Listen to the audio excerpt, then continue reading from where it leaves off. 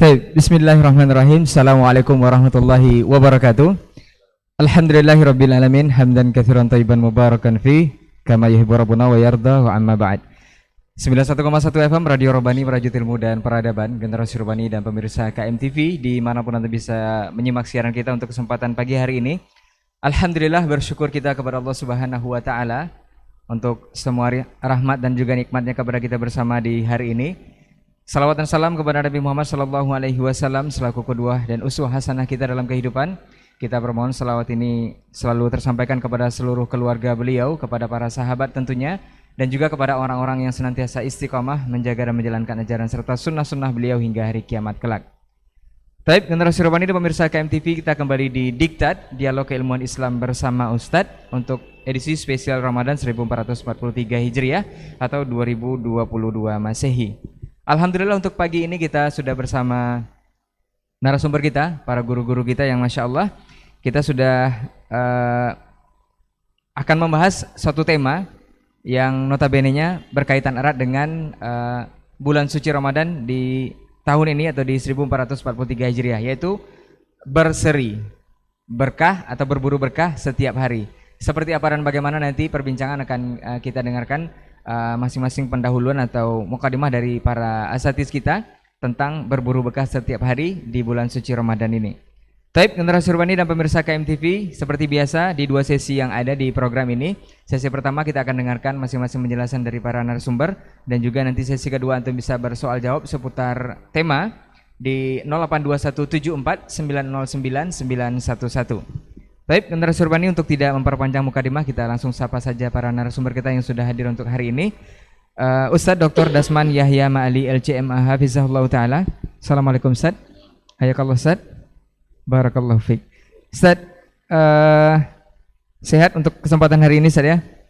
Nah, kemudian Ustadz Dr. Hidayatullah Ismail LCMA Hafizahullah Ta'ala. Assalamualaikum Ustadz. Ahlan salam Ustadz. Nah Ustadz.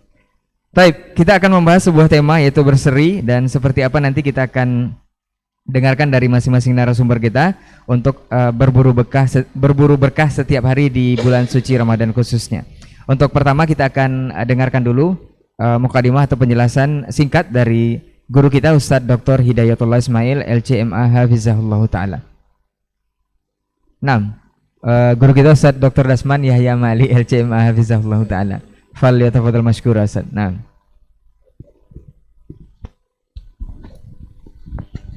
Bismillahirrahmanirrahim. Assalamualaikum warahmatullahi wabarakatuh. Alhamdulillahi wa kafa, wassalatu wassalamu ala abdihil mustafa wa ala alihi syurafa wa ashabihil kiramin nubala wa man tabi'ahum bi ihsanin ila yaumil wafa'i wal jazaa. Asyhadu an la ilaha illallah wahdahu la syarika lah jalla fi ula, wa asyhadu anna Muhammadan abduhu wa rasuluhu wa mustafa. Amma ba'du, fa usi nafsi bitaqwallahi haqqat taqwa wa muraqabatihi fis sirri wan najwa, fa innahu qad faza man ittaqa. Ya ayyuhalladzina amanu taqullaha haqqa tuqatih wa la tamutunna illa wa antum muslimun. Al-mukarram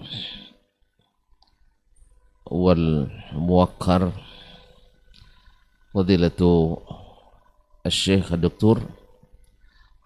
Hidayatullah Ismail, Tuan Guru kita, saudaraku Ray Imran yang selalu setia menemani di dialog keislaman bersama Ustadz ini, dan saudaraku Adnan, pemilik KMTV dan seluruh pendengar dan para pemirsa dimanapun berada. Alhamdulillah, pagi yang sejuk ini kita kembali berada di tempat yang mudah-mudahan diberkahi ini. Di waktu duha yang didoakan oleh Nabi sallallahu alaihi wasallam, Allahumma barik li ummati fi bukuriha. Dengan memohon pertolongan Allah dan ridhanya, kita berusaha untuk pagi ini berbagi dalam berseri, berburu berkah setiap hari. Sering kita mendengar bahkan merasakan bahwa bulan Ramadan adalah bulan yang penuh dengan keberkahan.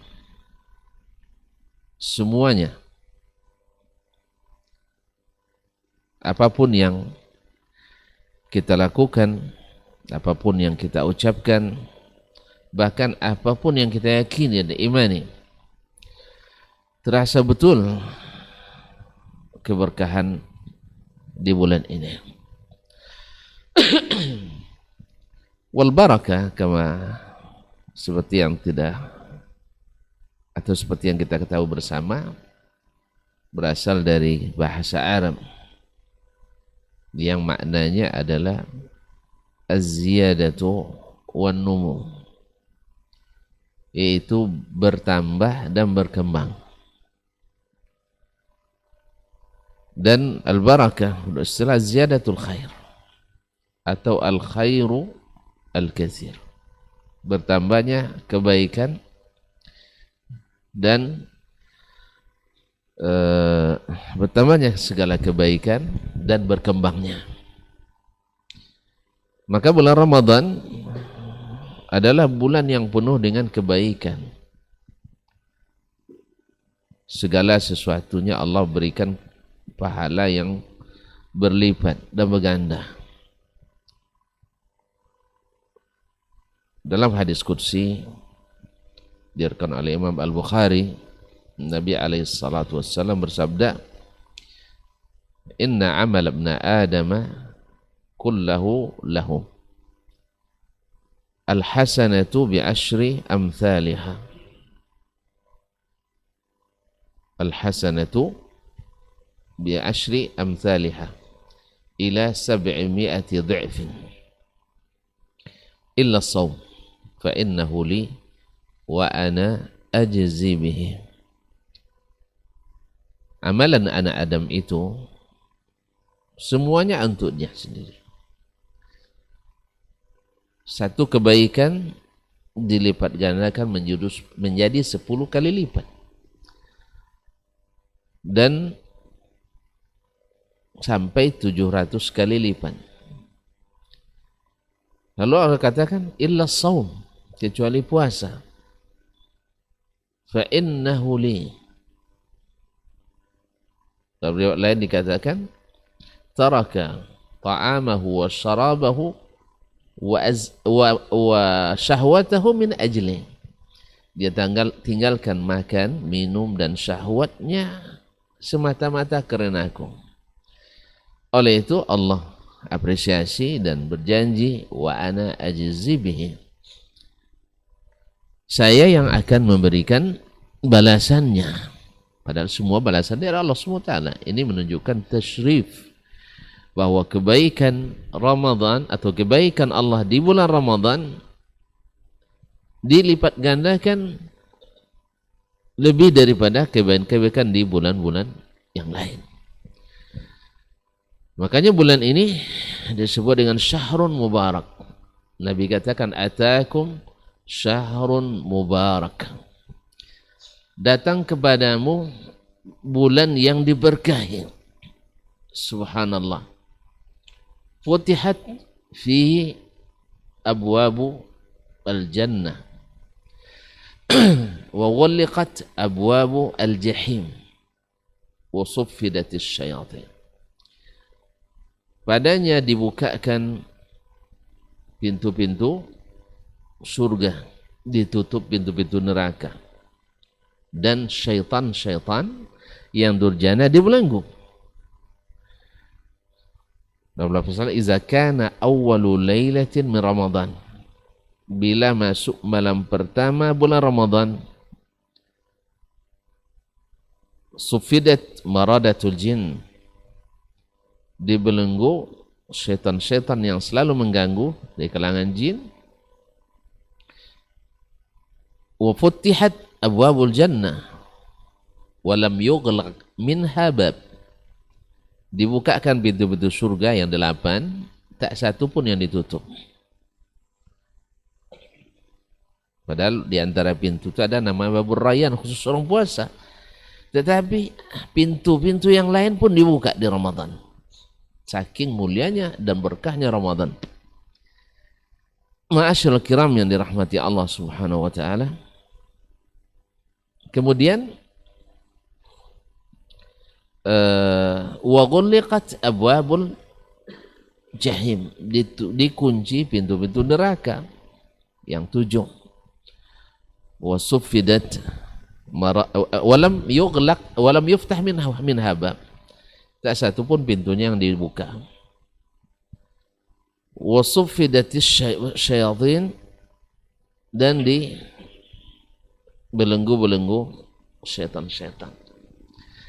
Walillahi utaqa minan nar, dan Allah memiliki hamba-hamba yang dimerdekakannya dari api neraka.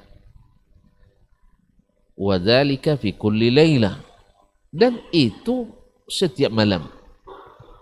Tidak perlu nunggu 10 malam terakhir atau 10 malam ketiga.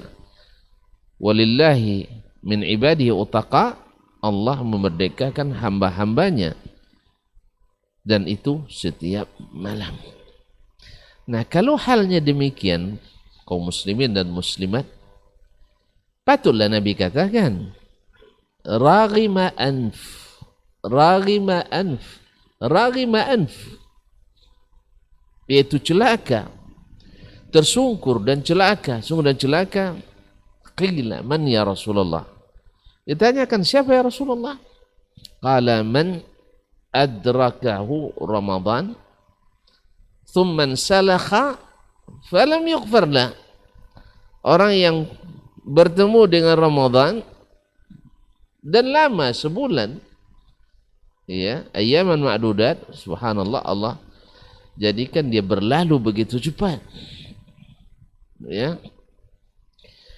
Falam yughfar lah, ini sebulan ya tidak diampuni, rugi sekali, celaka, dan patut ya dibukakan segala kesempatan untuk meraih keuntungan sebesar-besarnya, lalu dia rugi, lalu dia tidak mendapatkan satu pun. Tidak diampuni dosanya, tidak terbayarkan hutang-hutangnya, Pak. Rugi kaum muslimin dan muslimah dirahmati Allah Subhanahu wa taala. Jadi keberkahan inilah yang harus kita kejar bersama, dan itu setiap hari. Setiap hari. Ma'asyiral kiram dirahmati Allah. Kalaulah kita, diri kita ini, ma'asyiral kiram dirahmati Allah, umur kita ini adalah hari-hari, seperti kata Imam Al-Hasanul Basri rahimahullah, innama anta ayyam, kamu itu adalah ibarat beberapa hari saja.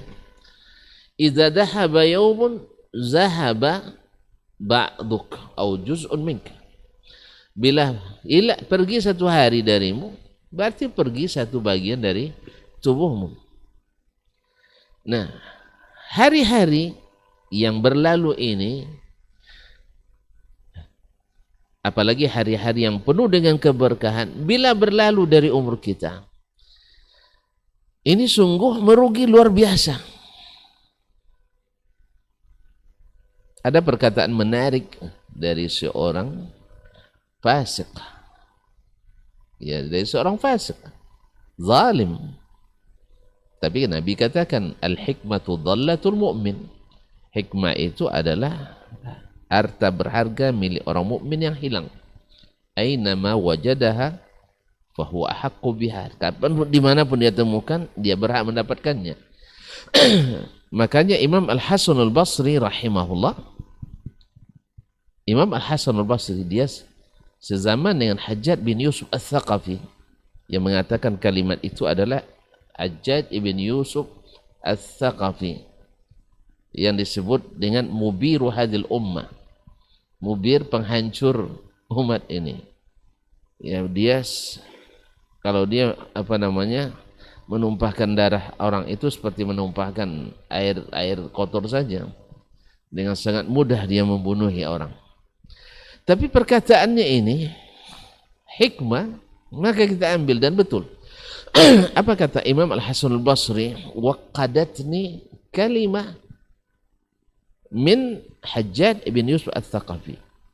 Lalu muridnya bertanya, ya Aba Sa'id, waqadatka kalimatu Hajjaj bin Yusuf Ats-Tsaqafi. Artinya saya termotivasi, terbakar semangat saya oleh kalimat yang diucapkan oleh Hajjaj bin Yusuf Ats-Tsaqafi. Lalu muridnya heran, kok bisa orang sezalim itu menjadi motivator pula bagi kita untuk beramal? Apakah katanya?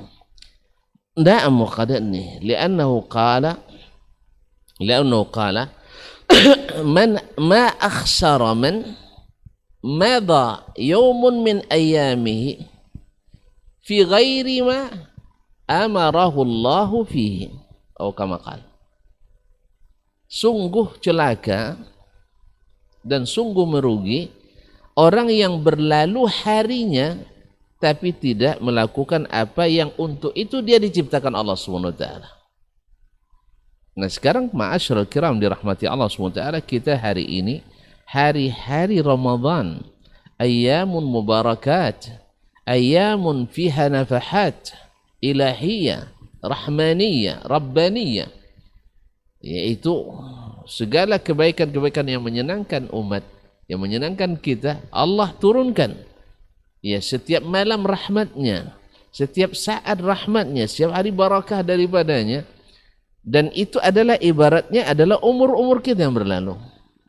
Ma'asyiral kiram dirahmati Allah, maka hari-hari Ramadan ini, ma'asyiral kiram, orang-orang yang cerdas akan merasakan betapa keberkahan ini. Kita ingat dengan hadis Nabi SAW diriwayatkan oleh Abu Barzah Al-Aslami, la tazulu qadama 'abdin yawmal qiyamati hatta yus'ala an arba'. Tidak akan bergeser kaki atau kedua kaki seorang hamba pada hari kiamat dari tempat berdirinya. Subhanallah. Ini suasana menakutkan kaum muslimin. Kita dibawa ke mahkamah yang saksinya adalah para nabi dan rasul. Yang saksinya adalah anggota tubuh kita sendiri. Yang saksinya semuanya bisa bicara. Dan Allah SWT sebagai hakimnya. La yakhfa alaihi syai'un fil ardi wala fis sama'. Ya'lamu sirra wa akhfa. Tak satu pun yang tersembunyi daripadanya, baik yang di langit maupun yang di bumi, dan yang kecil maupun yang besar, semuanya jelas dalam hitungan Allah SWT. Nah, kita sekarang akan ditanya satu persatu. Ya, kalau banyak masalah dengan amalan kita, ibaratlah kita akan menderita. Karena Nabi SAW mengatakan, man nuqishal hisab uzib. Siapa yang hisabnya diperdebatkan atau dimunakasahkan. Ya, ibarat kalau munakasah, kalau tidak banyak kritikan berarti ini can kam laut nih. Tapi kalau banyak yang dikritik, dipertanyakan, ini kenapa, ini dari mana, ini siapa yang suruh, ini kamu lakukan dan sebagainya, tidak lancar, ibarat akan diazam. Oleh itu kaum muslimin dan muslimat dirahmati Allah, di dalam bulan Ramadan ini kita juga, Ramadan mengajar kita untuk berhati-hati dalam beramal, tidak asal murah meriah atau tidak asal semangat, tetapi semangat yang tidak menghasilkan apa-apa. Jadi jangan kita melakukan tindakan-tindakan yang hanya sekedar semangat tanpa ilmu. Nanti akan ditanya. Nah, kita lihat kaum muslimin dan muslimat dirahmati Allah tentang umur, an umrihi fi ma'afnah, umur yang diberikan Allah kepadanya umur antum 20 tahun, sikit sekali itu. 30, 40 dan seterusnya. Untuk apa? Tetapi kalau di Ramadan diberkahi Allah Subhanahu wa taala, dalam hadis dikisahkan ada dua orang yang masuk Islam. Lalu keduanya pergi berjihad, satunya mati syahid dan satunya hidup beberapa tahun lagi setelah itu. Lalu meninggal, lalu diperlihatkan dalam mimpi bahwa dia lebih tinggi derajatnya dari saudaranya yang mati syahid. Lalu ditanyakan ke Nabi alaihissalatu wassalam, kok bisa ini syahid, ini tidak mati syahid, kenapa ini lebih tinggi derajatnya? Nabi katakan, alam ya'ish Ramadan ba'dahu, bukankah dia hidup beberapa kali Ramadan setelah dia mati syahid? Subhanallah kaum muslimin. Jadi baru masuk Islam, belum lama, tetapi subhanallah dia memanfaatkan keberkahan hari-hari Ramadan. Nanti setelah bagiannya akan dibahas oleh Dr. Hidayatullah insyaAllah. Dia fokus pada umur, umur untuk apa dia habiskan. Mungkin saja sehari Ramadan ini, kalau betul-betul kita mengambil barakahnya dengan memanfaatkan setiap detiknya, mulai siang dan malamnya, siang dipenuhi dengan amalan, zikir, qiraatul Quran dan sebagainya, doa yang tak pernah lepas dari hati dan lisan kita. Lisan kita, bibir kita selalu bahasa dengan zikrullah, dan amal-amal lainnya yang dia manfaatkan di bulan Ramadan ini mungkin mengalahkan amalan orang yang hidup 63 tahun, 70 tahun yang tidak memanfaatkan Ramadan ini. Itulah tadi, dia hidup Ramadan, barakahnya tadi Allah tumbuhkan. Tadilah kalau amalan satu kebaikan dilipat gandakan jadi 10 kali lipat sampai 700 kali lipat. Ini Ramadan tidak ada batasnya. Tidak ada batasannya. Makanya celaka kata siapa tadi? Hajjaj bin Yusuf Al-Thaqafi. Nah, andainya berlalu sesaat dari hari kita, khususnya di bulan Ramadan ini, tanpa ada kebaikan yang kita tanam di dalamnya. Ma'asyarul kiram. Nah, yang kedua, dan ini ada kaitannya dengan pemanfaatan umur tadi. Wa an ilmihi fima fa'ala fihi. Tentang ilmunya apa yang dia amalkan. Allah subhanallah kaum muslimin dan muslimat dirahmati Allah. Ilmu itu nikmat, mengangkat derajat. Ilmu itu adalah nikmat yang membuat kita disebut-sebut. Ilmu itu membuat kita dikedepankan. Tetapi subhanallah, kalau tidak diamalkan, dia jadi ibarat bumerang, makan tuan sendiri. Oleh itu kaum muslimin dan muslimat dirahmati Allah, maka ditanya tentang ilmunya. Nah, kita dapatkan kaum muslimin di bulan Ramadan ini, subhanallah, keberkahan ilmu itu juga terlihat. Ada sedikit ilmu tentang amal di bulan Ramadan ini kita akan manfaatkan. Misalnya seseorang tahu bahwa contohnya sekarang umat Islam, mereka sebelumnya di hari-hari biasa bukan tidak tahu bahwa solat ke masjid itu dilipat gandakan pahalanya 27 kali lipat dari solat sendiri. Tapi kenapa mereka tidak datang ke masjid? Ya kan? Tahu. Tapi Allah SWT bukakan keberkahan di bulan Ramadan ini.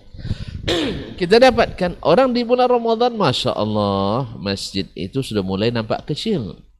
Tapi di malam-malam pertama saja, nah, masjid dah kelihatan kecil. Dan mulai pengurus berpikir untuk mengumpulkan dana untuk memperbesar masjid. Tapi pas malam kelima, tidak ada lagi yang akan diminta dana lagi kaum muslimin. Tetapi orang-orang yang berilmu, dan tahu kemanfaatan dan barakahnya ilmu ini di bulan Ramadan, dia akan konsisten. Makanya beda antara orang yang duduk menuntut ilmu dengan orang yang hanya sekedar memuaskan keinginan untuk mendengarkan ceramah-ceramah biasa. Beda. Orang yang hanya mendengarkan ceramah biasa, katakanlah tablik akbar, yang penting siapa yang paling banyak jemaahnya dan paling suka didengar retorikanya, kalau hanya fokus pada ini, ya bukan sekatakan tidak bermanfaat, memotivasi. Ibaratnya seminar motivasi. Ya, kita dimotivasi jadi orang kaya, jadi orang hebat. Di ruang seminar kita sudah langsung jadi orang hebat. Tapi yang menentukan tidak atau iyanya setelah kita turun di lapangan. Nah, tetapi yang berilmu, yang berkah, ada yang menuntut ilmu, yang bukan hanya sekedar mendapatkan teori tapi melihat aplikasi. Makanya di bulan Ramadan terlihat keberkahan itu. Orang mengetahui tentang fadilat puasa, ya puasa Ramadan yang Allah janjikan pahala begitu. Dengan penuh keyakinan dia bisa bertahan sampai akhir Ramadan. Dia tahu bahwasanya salat bersama imam, salat tarawih sampai selesai diberikan pahala seperti salat semalam suntuk. Dia tidak sia-siakan, keberkahan lagi pada ilmunya. Subhanallah. Dia tahu bahwa bersedekah, berinfak adalah sangat dianjurkan. Apalagi di bulan Ramadan. Dia tahu Nabi kita alaihissalam kana ajwadan nas, orang yang paling pemurah. Di Ramadan dia semakin pemurah lagi, berkah ilmu lagi. Dia tahu bahwa berdoa itu adalah silahul mukmin, adalah senjata orang beriman. Maka dia tidak pernah takut, tidak pernah khawatir, karena dia punya senjata yang sangat yang sangat mumpuni, yang sangat diandalkan, yaitu doa. Oleh sebab itu ikhwani kaum muslimin, sedang yang pendengar dan pemirsa yang dirahmati Allah SWT, pernah salah seorang panglima perang muslim dalam perang jihad fisabilillah yang memahami keberkahan doa, dia sebagai senjata yang sangat tajam dan ampuh. Salah seorang dari pasukannya, seorang ulama yang zuhud, yang dikenal doanya mustajab, Muhammad ibn Wasi', tidak ditemukan di barisan. Tentu dia sebagai panglima akan mempertanyakan, di mana Muhammad bin Wasi', kenapa terlambat? Karena dalam perang itu tidak boleh kata-kata terlambat, tidak ada. Tentara itu sangat disiplin mereka. Ya, bisa memakai baju sambil berlari gitu. Ya, pakai baju sambil berlari. Demikianlah mereka. Ma'asyiral ikhwah wal akhwat yang rahmati Allah SWT. Lalu disampaikan kepadanya, ya ayyuhal qa'id huwa fil khaymah. Yani yad'u rabbahu yunaji. Dia sedang berada di kemah, sedang berdoa dan bermunajat. Subhanallah, dia tahu keberkahan doa, khususnya orang-orang yang saleh, hamba-hamba Allah yang bertaubat kepadanya. Maka dia katakan, wallahi la asbu'un min Muhammad ibn Wasi', telunjuk Muhammad ibn Wasi', yusiru biha ila sama', menunjuk ke langit, karena dia berdoa kepada yang di langit. Yad'u biha, dia berdoa, ahabbu ilayya min alfi faris, lebih saya andalkan dari 1000 pasukan kavaleri. Subhanallah. Nah, di Ramadan doa kita sepanjang matahari dan sepanjang malam mustajab. Thalathu da'awat la turad, 3 doa yang tidak pernah ditolak Allah SWT. Doaul walid liwaladi, doa orang tua untuk anaknya. Wa doaul musafir hatta yarji', doa orang musafir sampai dia kembali. Wa doaus sa'im hatta yuftir, dan doa orang musafir sampai dia berbuka, atau hina yuftir, qabla yuftir, atau sebelum berbukanya. Dan doa orang puasa, doa yang mustajab, khususnya di saat-saat menjelang berbuka atau di saat-saat Allah turun ke langit pertama di sepertiga malam terakhir. Ma'asyarul kiram as-sa'imin was-sa'imat yang dirahmati Allah SWT, dengan ilmu yang barakah dia tahu bahwasanya sekecil apapun yang kita berikan untuk orang yang berbuka dapat pahala yang tak terhingga. Man fattara sha'iman falahu ajrus sha'im. Ajur sha'im. Maka dia pun walaupun hanya dengan segelas air antusias dan berambisi untuk merebut pahala, tapi tidak mengurangi pahala orang yang diberi. Dan dalam masalah ini sebagian membayangkan bahwa khusus waktu berbuka. Sebagian ulama mengatakan tidak, bukan khusus berbuka, untuk sahur pun dapat. Bahkan untuk menyiapkan makanan dan minuman bagi orang yang ikut salat qiyamul Ramadan, mudah-mudahan dapat ajru man fattara sha'iman. Kenapa? Dia dalam keadaan berbuat taat. Bukankah Nabi yang mengatakan man jahaza ghaziyan faqad ghaza, siapa yang menyiapkan tentara untuk berperang sama dengan orang yang berperang. Sekarang kita bantu orang menyiapkan makanan dan minuman untuk qiyamul Ramadan, sama dengan melakukan qiyam Ramadan. Orang kita bantu orang untuk sahur, untuk mendirikan puasa, maka sama dengan orang yang berpuasa. Makanya ulama istinbat dari sini bahwasanya man fattara sha'iman tidak secara tekstual hanya di waktu berbuka.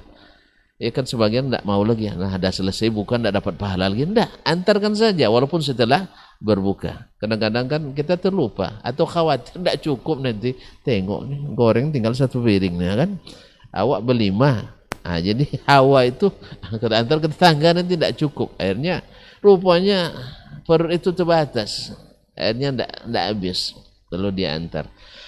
Antarkan saja kaum muslimin dan muslimat dirahmati Allah, walaupun yang lebih baik tentu bukan sisa, tetapi yang memang kita sisihkan untuk orang yang pakai. Dan seterusnya dia tahu bahwasanya amar ma'ruf nahi munkar adalah sesuatu yang sangat dianjurkan, karena kita akan tenggelam kalau kita tidak cegah orang berbuat kemungkaran.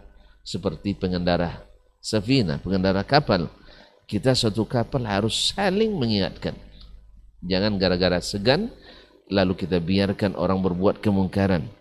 Dan ini dia tahu barakah Ramadan. Alhamdulillah di bulan Ramadan ini lebih mudah, Ustaz. Orang lebih mudah menerima. Iya, tapi kalau luar Ramadan enggak. Nah, dia tahu bahwa menahan amarah dengan ilmunya, dia pelajari mana amarah itu adalah menjaga keutuhan Ramadan.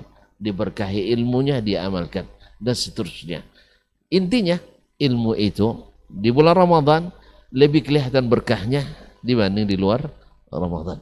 Mudah-mudahan Allah SWT berikan kita keberkahan ini setiap hari di sekecil apapun yang kita mampu. Karena sesungguhnya yang kecil itu bila dikembangkan oleh Allah akan menjadi besar, dan selanjutnya mungkin akan disempurnakan oleh Kiai Haji Dr. Hidayatullah Ismail. Barakallahu fiik. Wassalamualaikum warahmatullahi wabarakatuh. Waalaikumsalam warahmatullahi wabarakatuh. Baik, jazakallahu khairan Ustaz untuk penyampaian materi mengenai berseri atau berburu berkah setiap hari khususnya di bulan suci Ramadan ini. Kita akan lanjutkan kepada guru kita Ustaz Dr. Hidayatullah Ismail LCMA hafizahullah taala. Fal yatafadhal mashkur Ustaz. Bismillahirrahmanirrahim. Assalamualaikum warahmatullahi wabarakatuh. Alhamdulillahi rabbil alamin,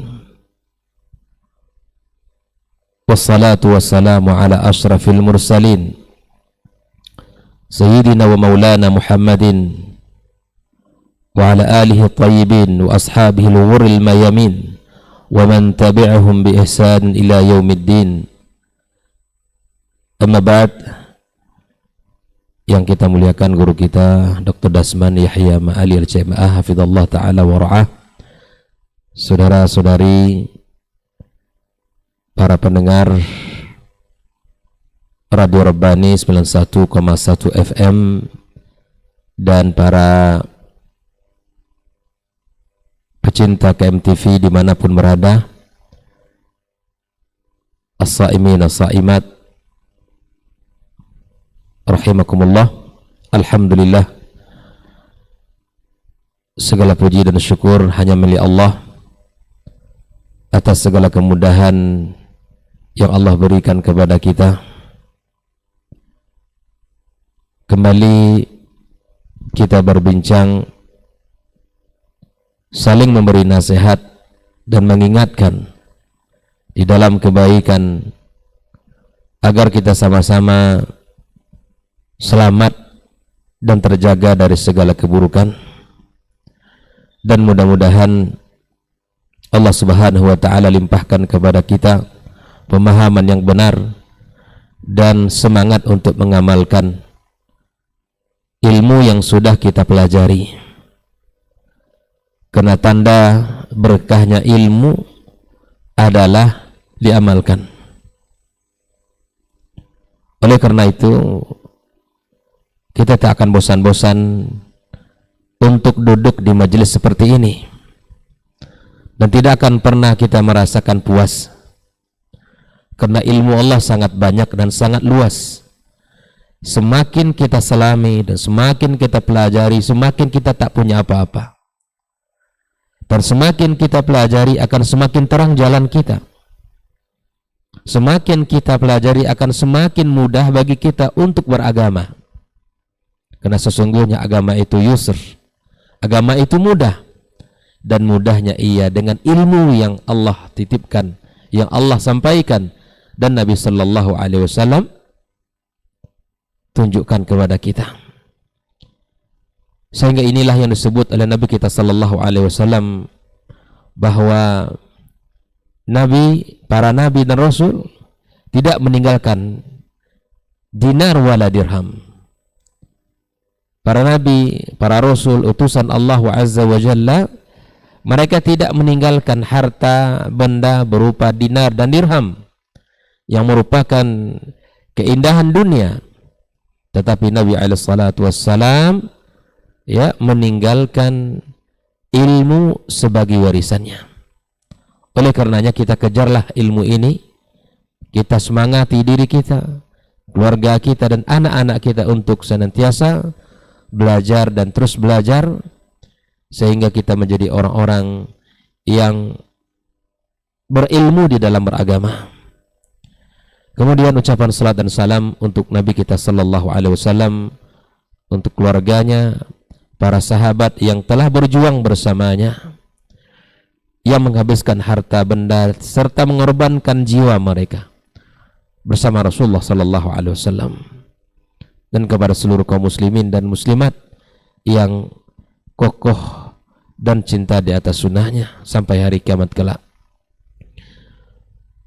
Hadirin hadirat yang dimuliakan Allah Subhanahu wa taala, as-saimin as-saimat, alhamdulillah sudah banyak dapat ilmu, sudah banyak yang sudah kita dengarkan tadi dari guru kita tentang sebuah hadis yang mesti kita jadikan renungan dalam hidup kita, karena hadis ini sangat mengerikan. Namun sayang sering disampaikan tidak membuat kita punya sikap. Kita berharap di hari yang mulia ini, di waktu duha ini, Allah jadikan getaran iman itu di hati kita. Setelah kita mendengarkan hadis di mana nanti di hari kiamat kelak tidak akan bergeser kaki seorang hamba sampai Allah tanya tentang 4 hal yang sangat luar biasa. Ya, tentang usia yang Allah berikan kepada kita dari perjalanan kita di dunia ini, sejak kita akil baligh, sejak kita fase mukallaf sampai kita diwafatkan Allah Subhanahu wa taala. Itu perjalanan yang semuanya ada tanggung jawab di hadapan Allah Azza wa Jalla. Kemudian tentang ilmu yang Masya Allah telah dijelaskan tadi oleh guru kita, bahwa warisan yang kita pelajari dari Nabi kita Sallallahu Alaihi Wasallam, ilmu yang ditinggalkan, ilmu yang diajarkan kepada kita dan kita pelajari bersama, ternyata itu juga ada konsekuensinya. Makanya dalam sebuah kitab yang guru kita sendiri sudah sering membaca, Iqtida'ul Ilmi Al-Amal, ya, bahwa terhadap sebuah ilmu ada tuntutannya, yaitu kita amalkan. Dan memang berkahnya ilmu itu diamalkan. Hari ini kita bicara tentang mengejar keberkahan setiap hari. Agar ilmu kita berkah, memang tidak ada jalan pilihannya kecuali mengamalkan. Dimulai dari yang paling kecil sampai kita mengerjakan ilmu-ilmu yang seluruh apa yang telah kita dengar dan kita pelajari. Dan kalau kita ingin bertanya apakah kita rasa punya ilmu atau tidak, dengan cara mengamalkan. Tahunya kita berilmu dan tidak berilmu itu memang dengan mengamalkan. Ya, terasanya kita di dada ini ada ilmu atau tidak, dengan mengamalkan. Maka disinilah keberkahan itu akan terpancar dalam kehidupan kita, akan menyinari hari-hari kita, akan menyinari keluarga kita, dan akan menyinari masyarakat ini. Adapun yang ketiga yang akan ditanya oleh Allah Tabaraka wa Ta'ala di hari kiamat kelak adalah an malihi min aina iktasaba wa fima anfaqa. Untuk usia satu pertanyaan, ya kan, kemana dihabiskan? Untuk ilmu satu pertanyaan, apakah sudah diamalkan? Tapi ternyata untuk harta ini Allah menanyakan dua pertanyaan. Yang pertama adalah min aina iktasaba, tentang sumber. Am hiya min halal atau min haram? Apakah sumber rezeki itu dia dapati dari cara yang halal atau dari cara yang diharamkan Allah Tabaraka wa Ta'ala? Jika seandainya kita sudah berusaha mencari dari sumber yang halal, falillahil hamd, kita puji Allah Subhanahu wa Ta'ala. Allah bimbing kita, Allah jaga kita, Allah berikan kepada kita taufik untuk mendapatkan harta dari jalan yang Allah halalkan. Namun jika seandainya masih ada di antara kita dan kaum muslimin dan kaum muslimat yang masih mencari rezeki dari jalan yang diharamkan Allah atau dari jalan yang syubhat, maka segera kita kembali bertaubat kepada Allah Azza wa Jalla. Karena efeknya jangankan kita di akhirat kelak, gitu kan, di dunia saja akan terasa. Ketika sumber rezeki itu tidak dari jalan yang halal, itu akan mulai terasa. Dan begitu pun ketika sumber rezeki itu dari jalan yang halal, akan mudah kita untuk beramal, akan melahirkan banyak keberkahan dari harta itu. Makanya subhanallah, kalau harta itu sudah berkah, nikmat dunia itu kecil. Karena di antara tanda berkahnya harta, kita bisa gunakan dalam banyak kebaikan. Bahkan dalam hadis Nabi kita sallallahu alaihi wasallam, Nabi mengatakan ni'mal malus salih biyadir rajul salih. Kenapa motivasi harta yang baik itu ada pada tangan orang yang baik? Karena ada keberkahan dari mereka. Akan ada banyak keberkahan yang akan dilahirkan. Misalnya dia akan bangun masjid, ya, untuk kaum muslimin yang di situ belum ada masjid, atau mungkin musala yang kecil dan sedangkan masyarakat sudah ramai membutuhkan masjid, maka dibangun dari hartanya itu. Atau mungkin lembaga-lembaga pendidikan yang belum selesai, bertahun-tahun lembaga itu belum selesai pembangunannya, dia datang. Berapa kebutuhan dari lembaga ini? Berapa santri yang belajar Al-Quran? Berapa para guru yang mengajarkan ilmu di sini? Maka di sini letaknya kenapa harta itu di tangan. Kalau harta itu di tangan mudah dipindah-pindah. Tapi kalau harta itu di dalam hati, lengket di hati, itu sulit untuk dipindahkan. Makanya para sahabat dimulai dari Nabi kita sallallahu alaihi wasallam, kecuali hati pindah ke orang lain, itu mungkin berbeda.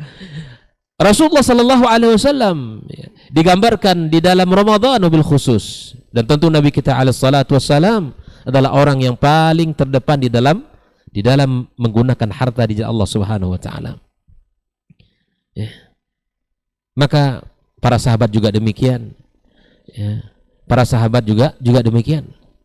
Maka oleh karena itu ikhwani, ma'asyiral hadirin wal hadirat, kaum muslimin kaum muslimat rahimakumullah, kita harus memiliki sebuah mindset yang benar tentang harta ini. Harta milik Allah, kemudian Allah titipkan kepada kita.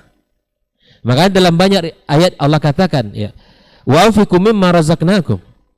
Harta itu sesungguhnya milik Allah Tabaraka wa Ta'ala, dan kemudian Allah berikan kepada kita, Allah amanahkan kepada kita, kemudian Allah suruh kita untuk menginfakkan harta itu.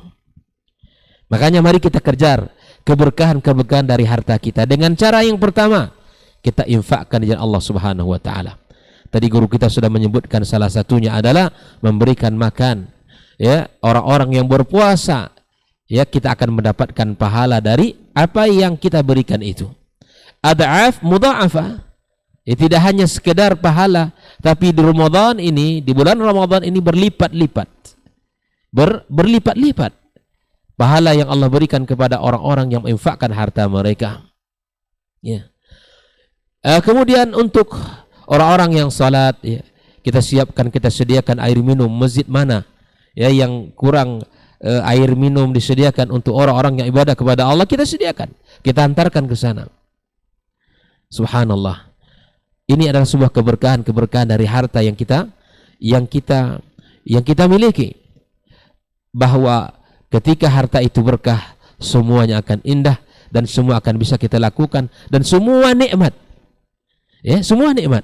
Karena kita merasa bahwa harta ini tidak hanya milik kita. Harta ini adalah titipan Allah yang harus kita ada hak orang lain di sana. Kita faham mindset ini, insya Allah akan mudah. Tapi ketika harta itu hanya kita yakini kita dapat dengan kehebatan kita dapatkan dengan ilmu kita, dengan segala skill yang kita punya, kita lupa ada Allah Tabaraka wa Ta'ala yang memberikan harta itu. Maka kesampingkan sifat-sifat seperti ini, yakini Allah Tabaraka wa Ta'ala akan memberikan kepada kita. Dia ibarat orang yang melempar bola. Semakin kencang ya dilemparkan ke dinding, kencang juga baliknya ke kita. Makanya Nabi katakan kepada kita, ya, ma naqasat sadaqatun min mal.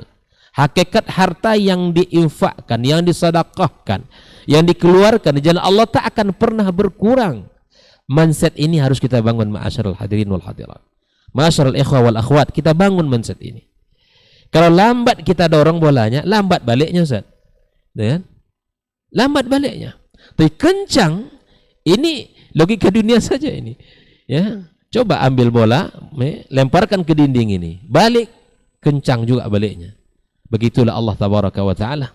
Kalau Allah Subhanahu wa Ta'ala dalam sebuah hadits qudsi mengatakan, andai hambaku ya mendekatkan dirinya kepadaku, ya, satu jengkal aku akan lebih dekat kepadanya satu zira'. Dan seperti itu. Ya, dia dekat kepada Allah dengan cara berjalan, Allah dekat dengan cara berlari. Dan seterusnya begitulah kita. Allah tidak akan pernah mengabaikan satu kebaikan yang kita lakukan di dunia ini. Allah tak akan pernah lupa dan luput dari apa kebaikan yang sudah kita lakukan. Sekecil apapun. Bahkan Nabi kita sallallahu alaihi wasallam mengatakan, ittaqun nar walau bisyikki tamrah. Kalau kita tidak bisa nasi bungkus, gitu kan, atau tidak bisa satu kardus air minum, at-tamar ikhwani fillah, bisa kita belah, kita berikan kepada orang lain. Kalaupun tidak punya satu, ya, kita belah ke tamar itu. Ini motivasi yang harus kita hadirkan agar keberkahan harta itu bisa kita dapatkan. Kita sekarang ini sedang tijarah dengan siapa? Dengan Allah Tabaraka wa Ta'ala, sang pemilik langit dan bumi, sang pemberi rezeki. Kita bertijarah dengan Allah Subhanahu wa Ta'ala. Bahkan Allah sendiri yang mengatakan, man dzalladzi yuqridullaha qardan hasana. Ibaratnya seseorang yang mengeluarkan harta jalan Allah, kita meminjamkan Allah. Hukum meminjam di dunia ini mestilah dibalikkan. Allah menggunakan seperti itu bahasanya di dalam Al-Qur'anul Karim. Orang yang memberikan harta di jalan Allah, ibaratnya dia meminjamkan hartanya kepada Allah. Padahal harta itu milik siapa sesungguhnya? Milik Allah. Tapi apakah yang membuat semua itu berat keluar dari tangan kita? Ya, ibarat bahasa pepatah, kantongnya berjahit. Kantongnya berjahit. Tak keluar kecuali dipaksa. Ya akhi, ini Ramadan. An-nafahat azimah. Ramadan ini jiwa kita sangat dekat. Mudah dengan melakukan kebaikan-kebaikan. Seperti di muqaddimah tadi telah disebutkan oleh guru kita, bagaimana Nabi kita sallallahu alaihi wasallam memberikan motivasi, dibukakan pintu-pintu surga oleh Allah Azza wa Jalla, ditutupkan pintu jahim. Ya, maka ini kesempatan kita untuk beramal, mencari keberkahan harta kita. Kita tunjukkan. Maka saya katakan di antara cirinya harta berkah itu digunakan di dalam kebaikan dan ketaatan kepada Allah Subhanahu wa taala. Ya. Gunakan. Untuk apa gunanya baju banyak tapi tidak digunakan untuk dipakai untuk ibadah kepada Allah Azza wa Jalla. Hanya untuk koleksi baju, untuk apa gunanya? Untuk apa harta kita banyak tapi tidak ada harta itu yang diberikan untuk Allah Subhanahu wa taala? Untuk apa? Mau berapa lagi harta yang kita butuhkan sehingga kita bisa berinfak? Ini kata para ulama, masalah infak sedekah itu tidak menunggu kaya. Yang ditunggu adalah semangat dan keinginan. Tapi kalau kemudian sedekah yang bermakna zakat, itu harus mesti kaya. Itu kan? Kaya karena memang harus ada syaratnya. Ini. Tapi kalau sedekah, kalau infak, itu silakan. Bahkan Nabi tadi mengatakan, jagalah dirimu dari neraka walau hanya dengan sebilah atau separuh kurma. Ini menunjukkan bahwa tidak ada ukuran, berapapun kita mampu lakukan hal itu. Oleh itu ikhwani,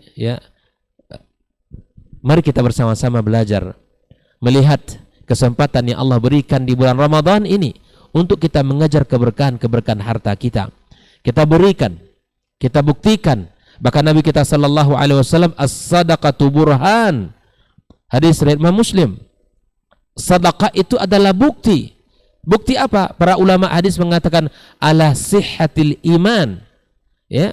Karena benarnya iman ini sebagai bukti orang yang mengeluarkan harta, yadullu ala syarafihi, menunjukkan ala kemuliaan dia.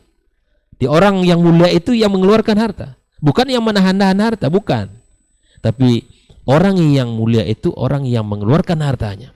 Nabi Shallallahu Alaihi Wasallam orang yang terdepan dalam bab ini. Para sahabat yang mulia, para tabi'in, tabi'in, orang-orang yang masya Allah mencari keberkahan hidup melalui harta-harta mereka. Oleh itu, mari kita sama-sama menggunakan Ramadan ini, waktu-waktu yang masih tersisa lebih kurang 21 hari saja, insya Allah mari kita sama-sama. Nah, ada satu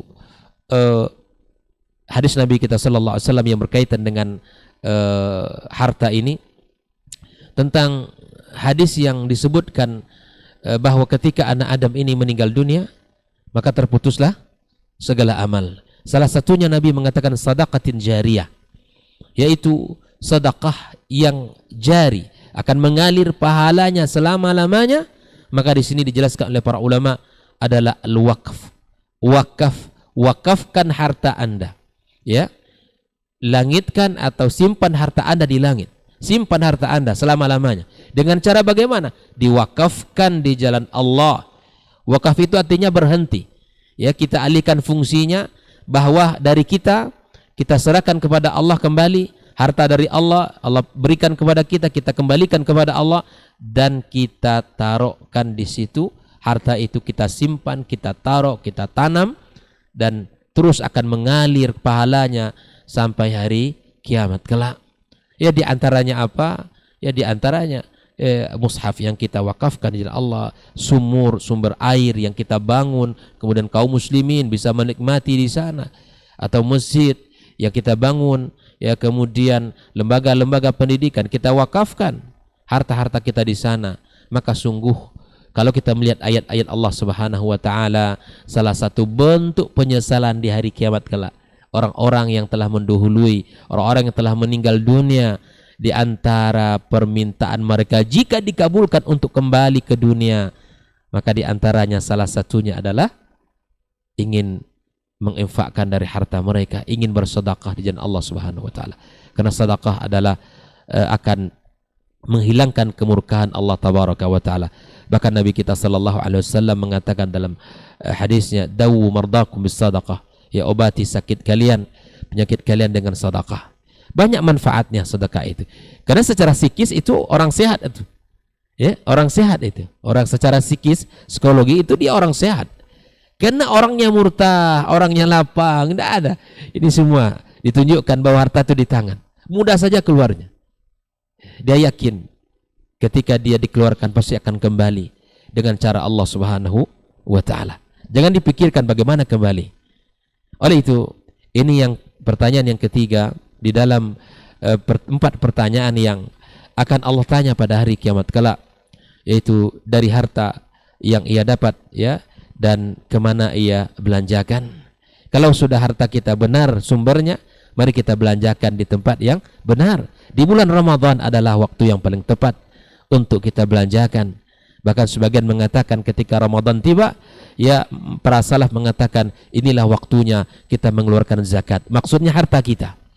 Ini saatnya kita berinvestasi untuk akhirat kita, untuk, ya, keselamatan kita, untuk, ya, keluarga kita, semuanya. Saat inilah waktu yang paling tepat untuk kita keluarkan. Nah, yang keempat di antara pertanyaan yang akan ditanyakan Allah Tabaraka wa Ta'ala adalah wa anjis bihi fima ablah. Ini tentang tubuh kita, ya. Para ulama juga mengatakan ini tentang juga kesehatan kita. Allah berikan kepada kita fisik, Allah berikan kepada kita kesehatan, ya, sehingga kita gunakan untuk ketaatan kepada Allah Tabaraka wa Ta'ala. Di usia yang Allah berikan, umur yang Allah berikan, harta yang Allah titipkan, kemudian tubuh kita ini, ya, untuk apa ia gunakan, ya, pekerjaan apa yang kita kerjakan, amal apa yang kita laksanakan.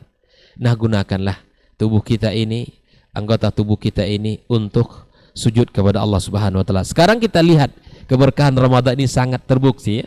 Orang-orang seperti yang dikatakan guru kita tadi, Masya Allah, semarak Ramadan, alhamdulillah, ya. Yang barangkali, ya, jarang-jarang ke masjid, alhamdulillah kelihatan ke masjid. Ini berkah badannya ini, berkah ini berkah.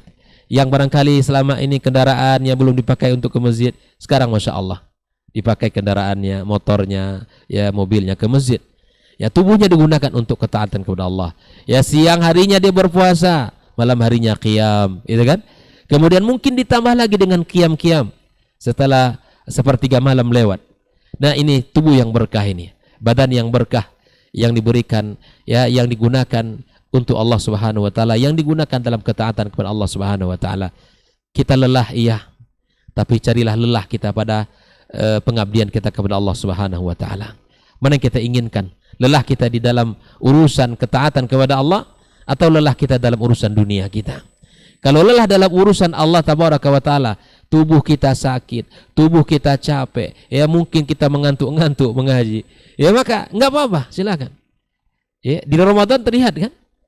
Kita Masya Allah dengan Al-Quran sangat akrab, ya, kita baca Al-Quran, kita duduk berjam-jam, ya, mungkin sakit pinggang terasa, Zat. Tapi alhamdulillah dengan keberkahan Ramadan kita bisa sabar.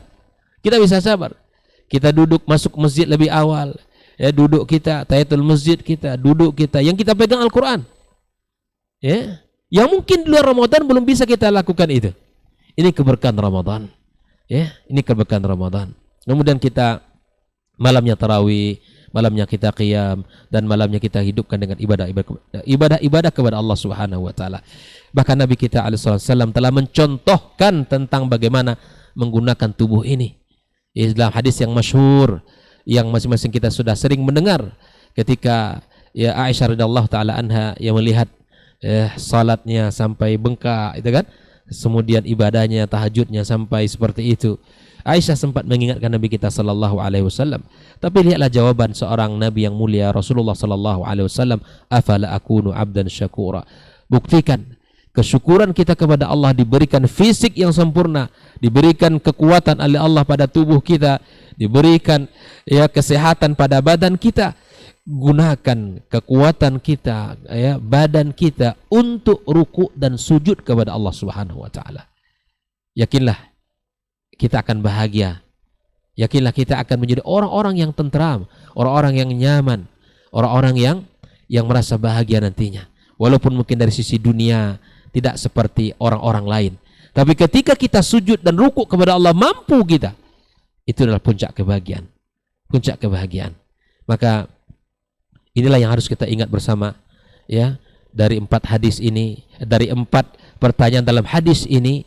Mari kita renungi, mari kita manfaatkan momen-momen Ramadan ini, ya, waktu-waktu yang sangat indah ini, ya, untuk kita cari keberkahannya pada usia kita, pada umur kita, pada ilmu kita, pada harta kita, dan pada kekuatan badan yang Allah berikan kepada kita, dan pada kesehatan kita. Demikian yang bisa saya sampaikan. Semoga Allah Subhanahu wa taala berkahi pertemuan ini. Wassallallahu ala nabiyyina Muhammad wasallam. Assalamualaikum warahmatullahi wabarakatuh. Waalaikumsalam warahmatullahi wabarakatuh. Taib, jazakallah khairan Ustaz untuk materi kita, penyampaian materi kita di kesempatan pagi hari ini mengenai berseri, berburu berkah setiap hari. Mudah-mudahan di antara poin yang disampaikan tadi, keberkahan ilmu, keberkahan harta, dan juga keberkahan umur serta badan kita bisa kita manfaatkan khususnya di momen-momen Ramadan 1443 Hijriah ini. Taib, generasi Robani pemirsa KMTV, kita masuk ke sesi pertanyaan yang sudah masuk di 082174 909 911. Kita coba jawab yang pertama, Ustaz. Dari Rojali di seputaran Cipta Karya. Assalamualaikum warahmatullahi wabarakatuh, Ustaz. Ustaz, menarik mengenai tema keberkahan, Ustaz. Berbicara mengenai keberkahan, apakah arti berkah sebenarnya? Kalau berbicara dari sisi harta, apakah banyaknya? Kemudian ada juga yang mengatakan para dai bahwa cerdas dalam memanfaatkan atau memiliki harta yang berkah itu dalam menginfakkannya kepada para penuntut ilmu, sebagaimana para salaf dulu dan juga dermawan dahulunya. Tapi apakah di momen Ramadan ini kita akan memilih hal itu juga untuk memberikannya kepada para penuntut ilmu, atau memilih kepada orang-orang yang berpuasa Ramadan, atau kepada karib kerabat kita yang dekat yang membutuhkan? Jazakallahu khairan, Ustaz. Nah, fadhal, Ustaz. Baik. Waalaikumsalam warahmatullahi wabarakatuh, saudaraku Rojali di Cipta Karya.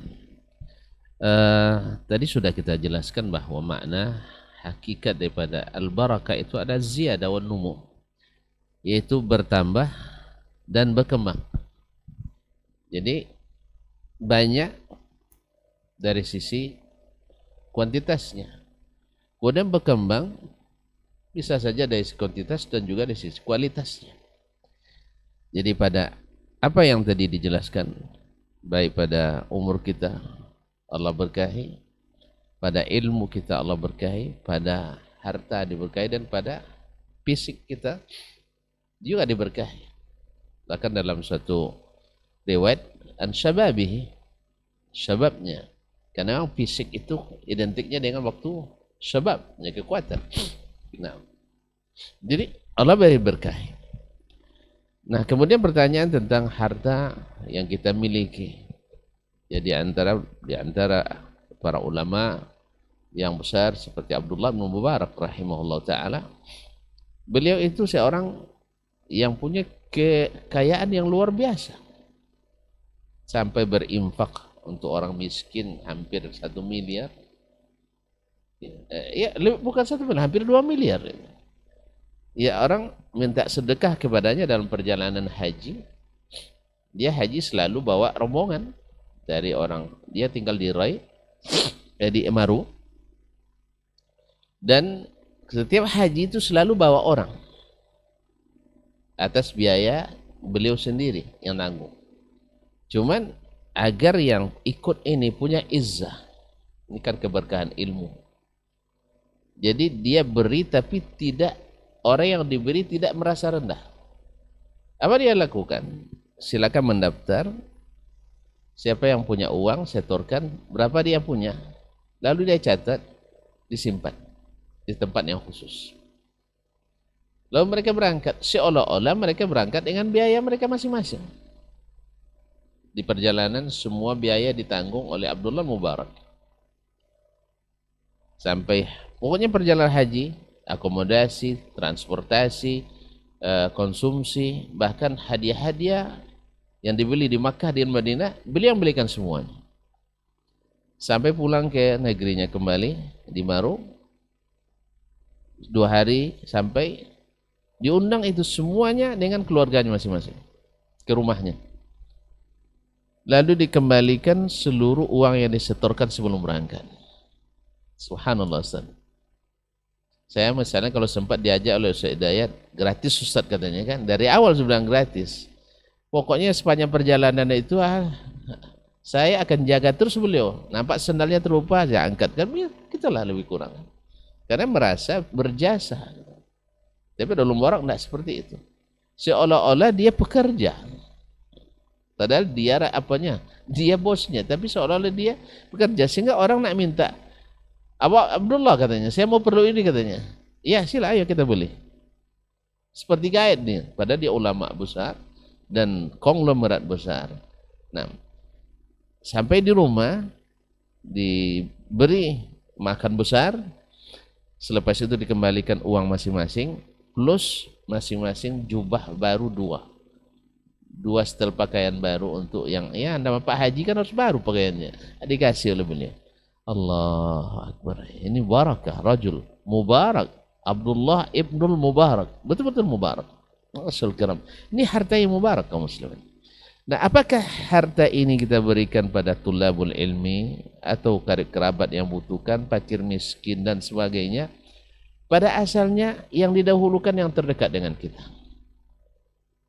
Alhamdulillah kalau kita di dalam keluarga kita ada fakir miskin, ada penuntut ilmu, bahkan mungkin ada orang-orang yang harus dilindungi dan diberikan santunan.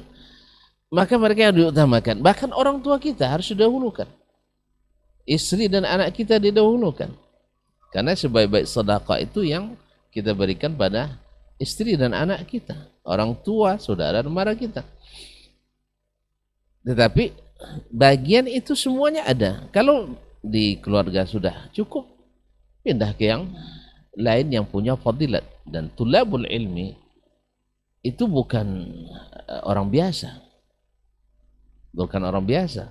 Tapi mereka justru kebaikannya lebih banyak. Makanya Abdul Mubarak tadi juga, dia sudah kaya seperti itu, sudah berilmu seperti itu, pemurah seperti itu, tidak habis-habis juga hartanya. Sampai ada yang bertanya, kok masih berbisnis lagi?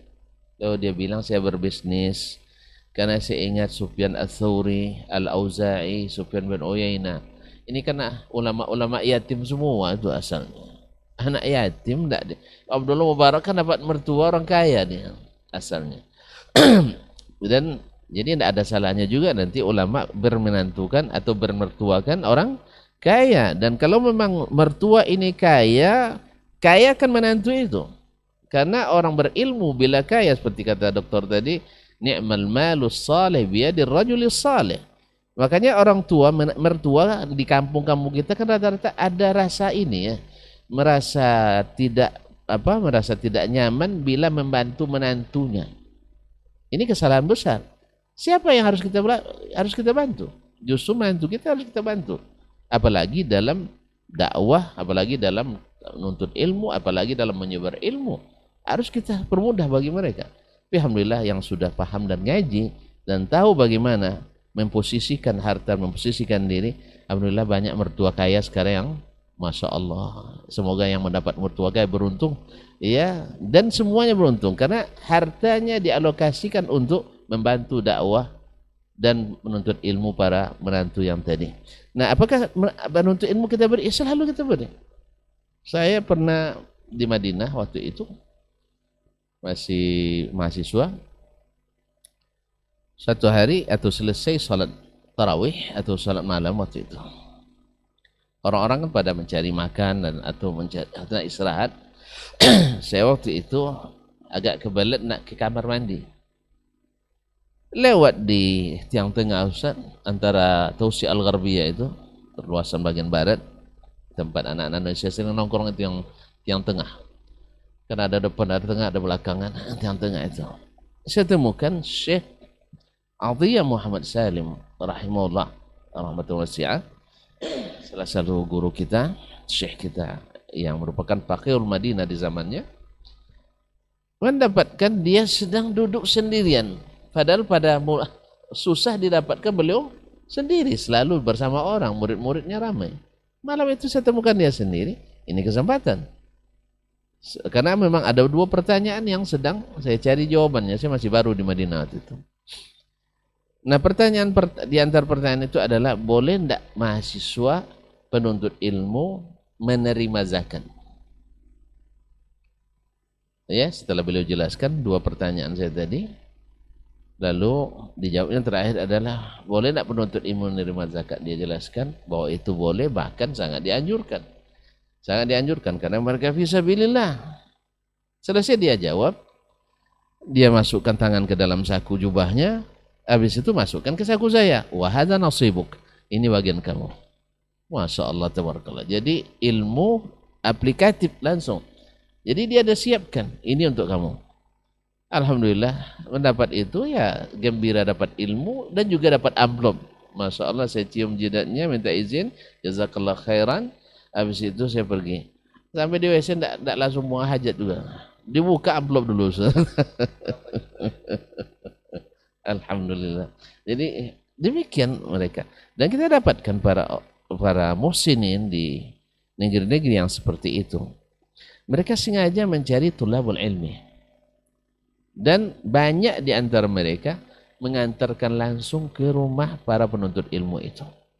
Bukan mengumumkan misalnya datang sini. Ada juga, tapi banyak di antara mereka yang langsung mengetuk pintu dan ini bagian Anda. Subhanallah. Kalau dibilang zakat, ini zakat. Ini bantuan dan sebagai musa'adah.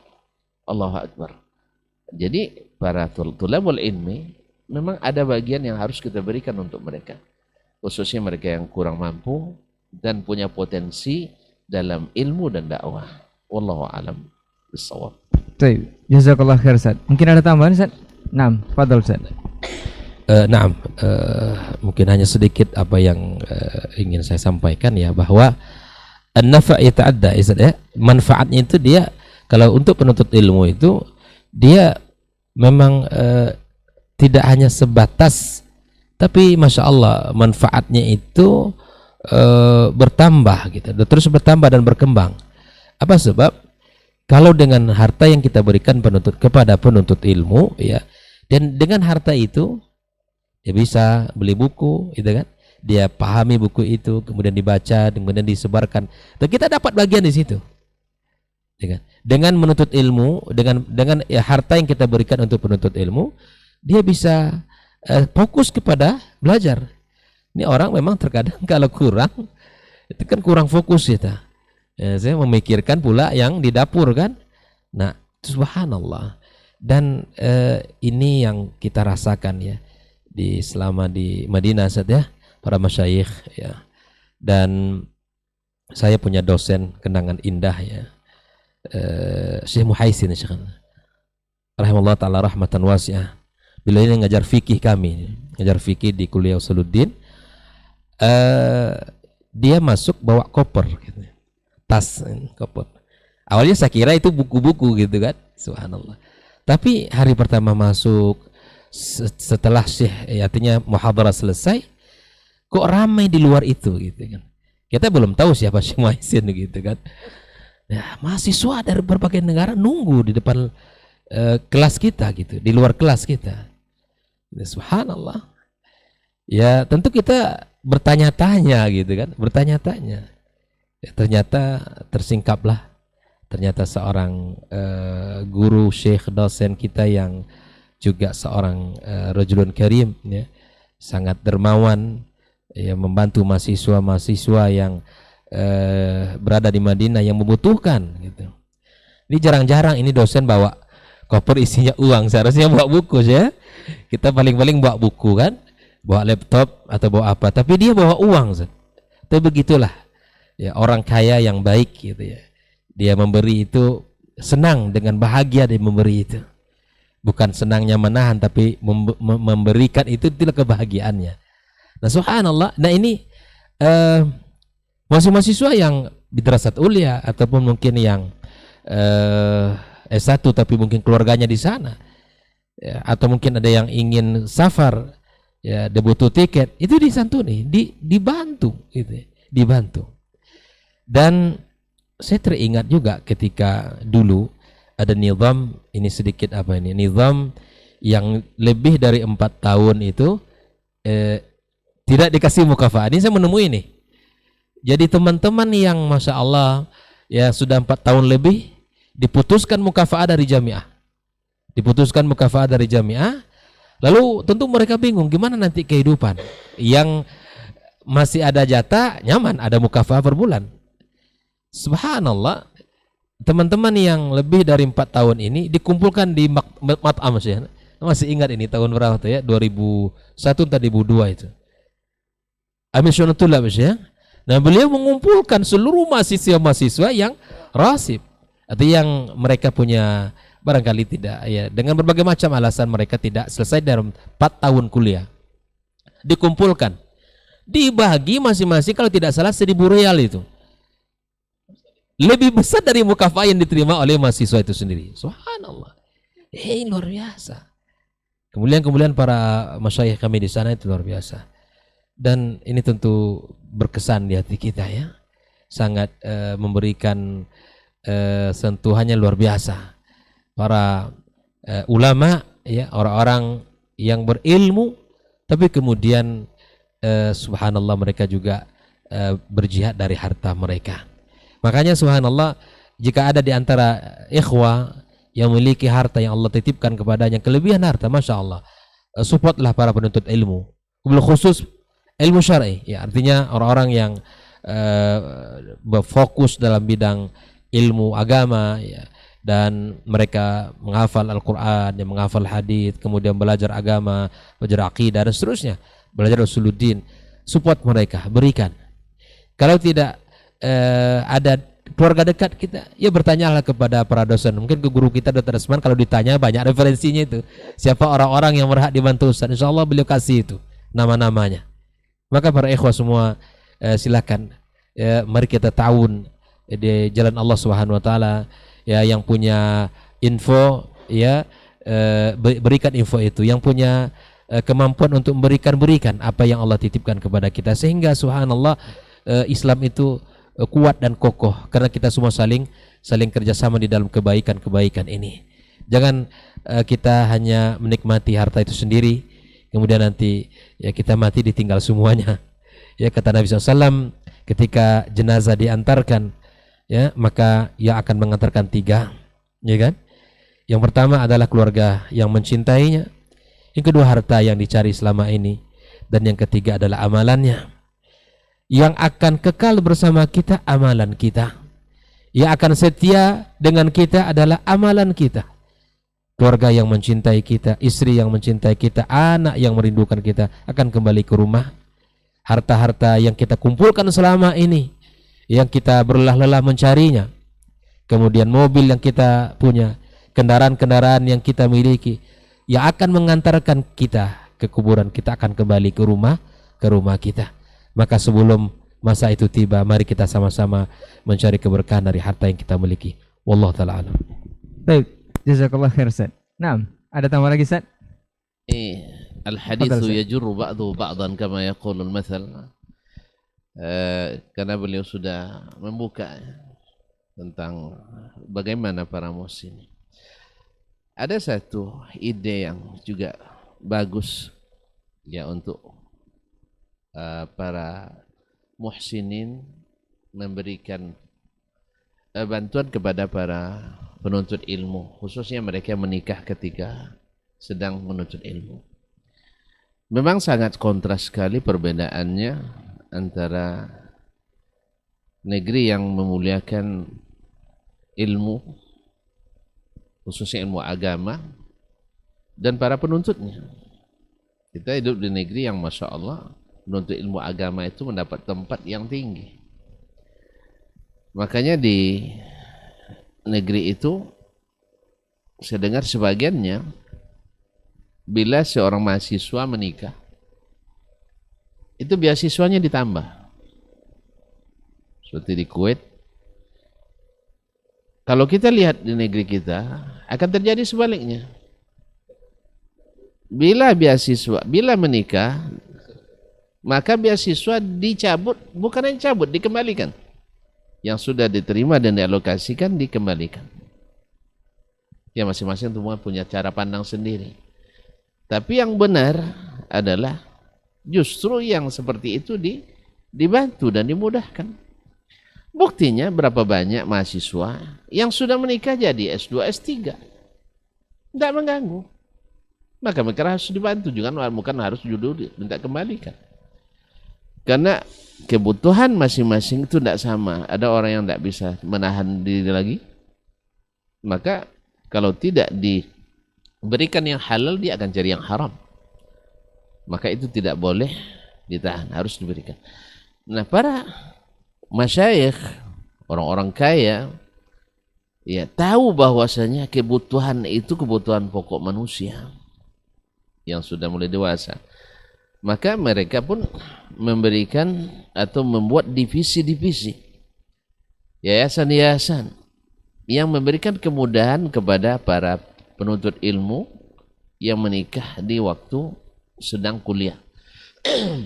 Baik dalam bantuan materi, bantuan uang, bahkan bantuan papan dan pangan. Itu ada. Kalau di Madinah misalnya, ada sebuah perusahaan atau pemilik perusahaan, keluarga Rafiq hari ini, tapi asli itu Madinah tuh. Mereka punya banyak perusahaan. Salah satu dari perusahaan itu khusus keuntungannya untuk membantu orang-orang fakir miskin, para penuntut ilmu.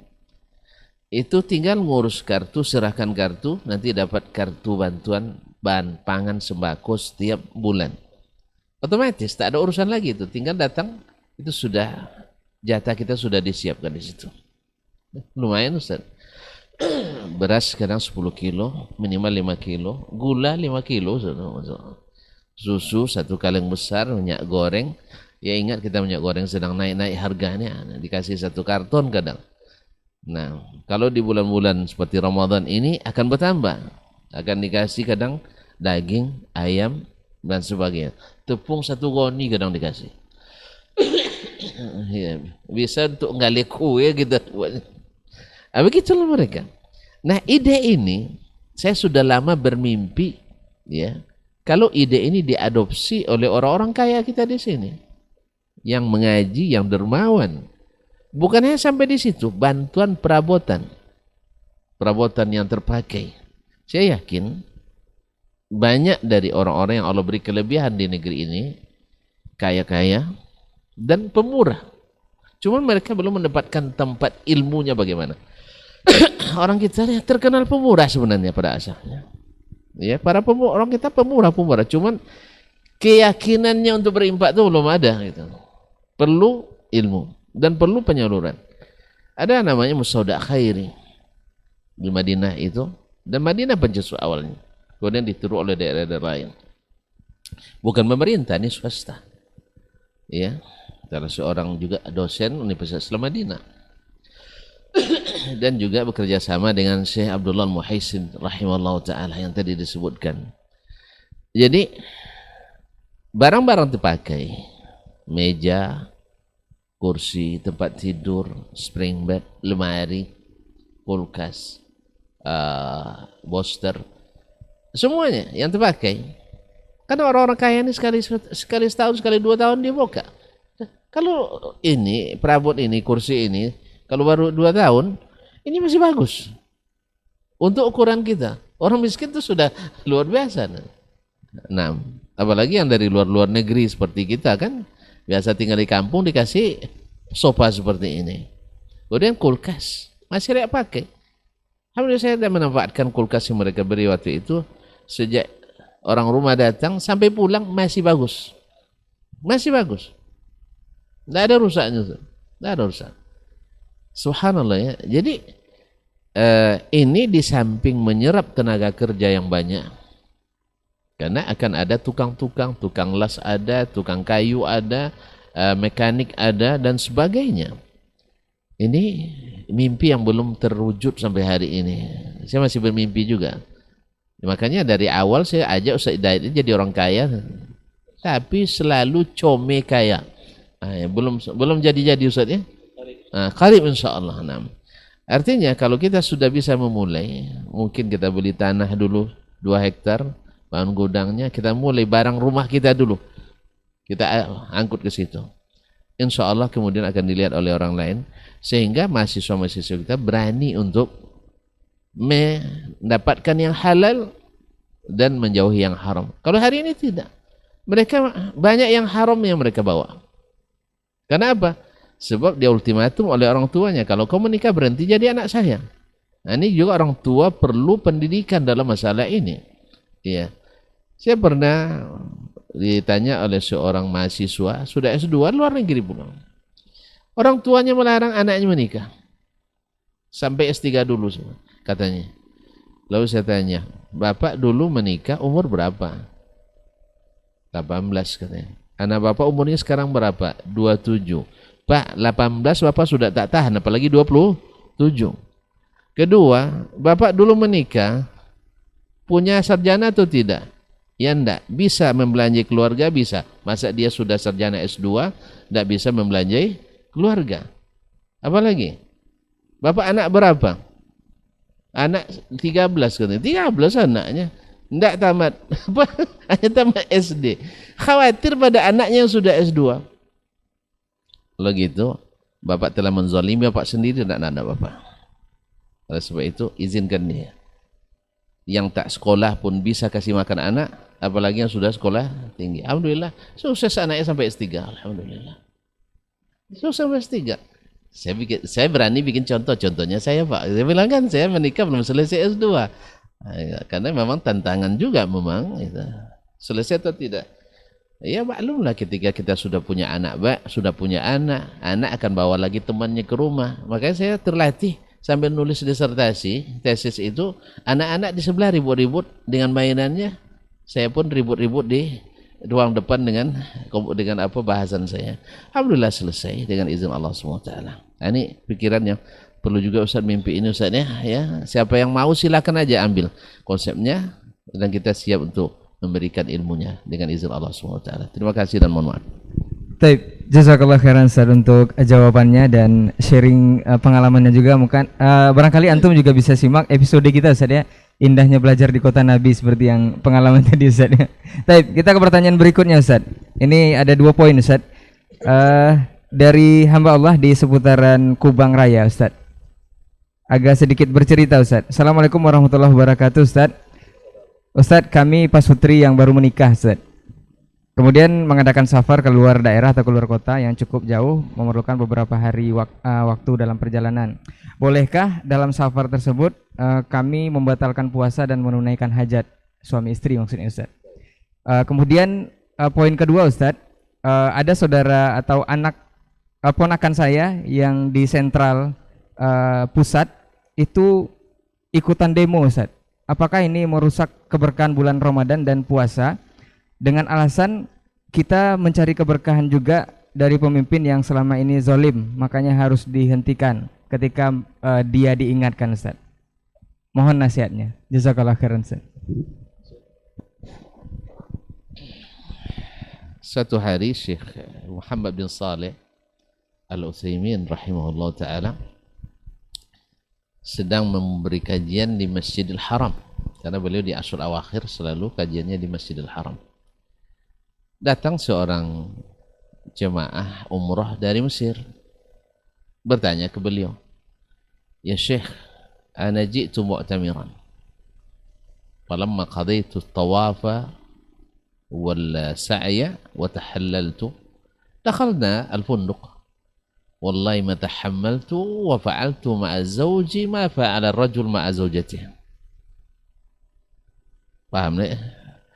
Saya datang dari Mesir umrah di bulan Ramadan ini, selesai tawaf, selesai sa'i dan sudah tahallul. Sampai di kamar di hotel, saya tidak tahan lagi, akhirnya kami berhubungan suami istri. Saya kan belum tahu dia awalnya dari mana kan, dia tidak sebutkan dari Mesir tadi, dalam pertanyaan tidak disebutkan, saya lupa tadi. Lalu saya menanyakan, "Min aina anta?" Dia jawab, "Ana min Masr." Khalas, la alik. Ya, kamu dari mana? Dari Mesir. Kalau gitu ya boleh. Sebagaimana boleh makan, boleh juga berhubungan suami istri orang yang sedang musafir. Alhamdulillah. Alhamdulillah. Tapi jangan selalu musafir. Nah, ada pun pertanyaan kedua, mungkin Dr. Hidayat lebih pasti tahu. Ini jurusan akidah beliau. Masyaallah kiram dirahmati Allah. Nabi alaihissalatu wassalam, petunjuknya dalam masalah bermuamalah dengan para pemimpin itu terang jelas sekali. Terang jelas sekali. Ya, Pertama perintah Nabi kepada kita adalah bersabar. Ada orang yang bilang, sabarnya sampai kapan?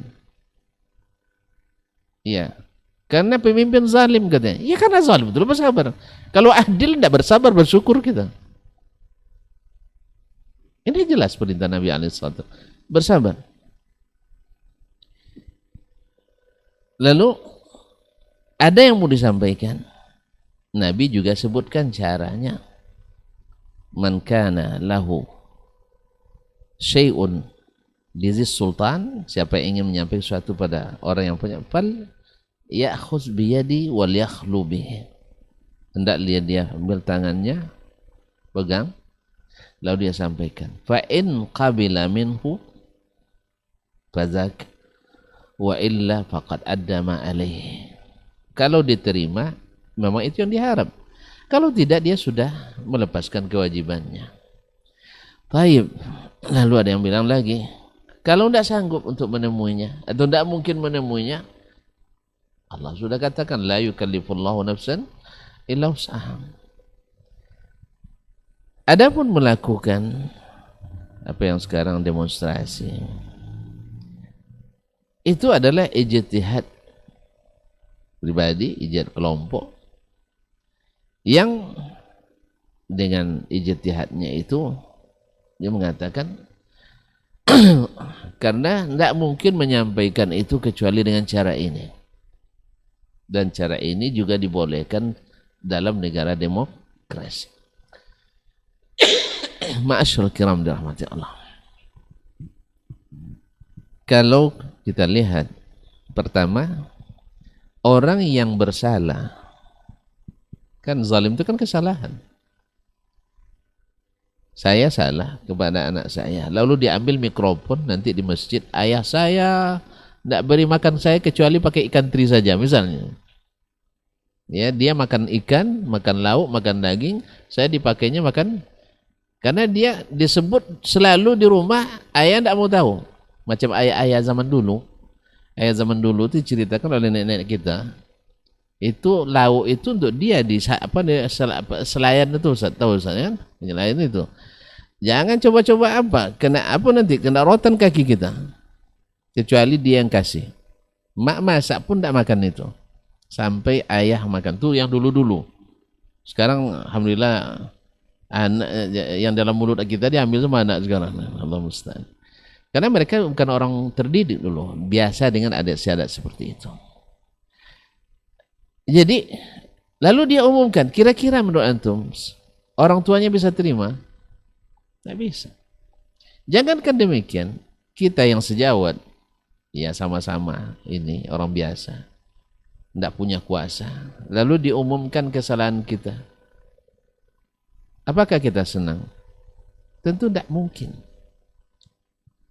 Apalagi mereka yang punya kekuasaan.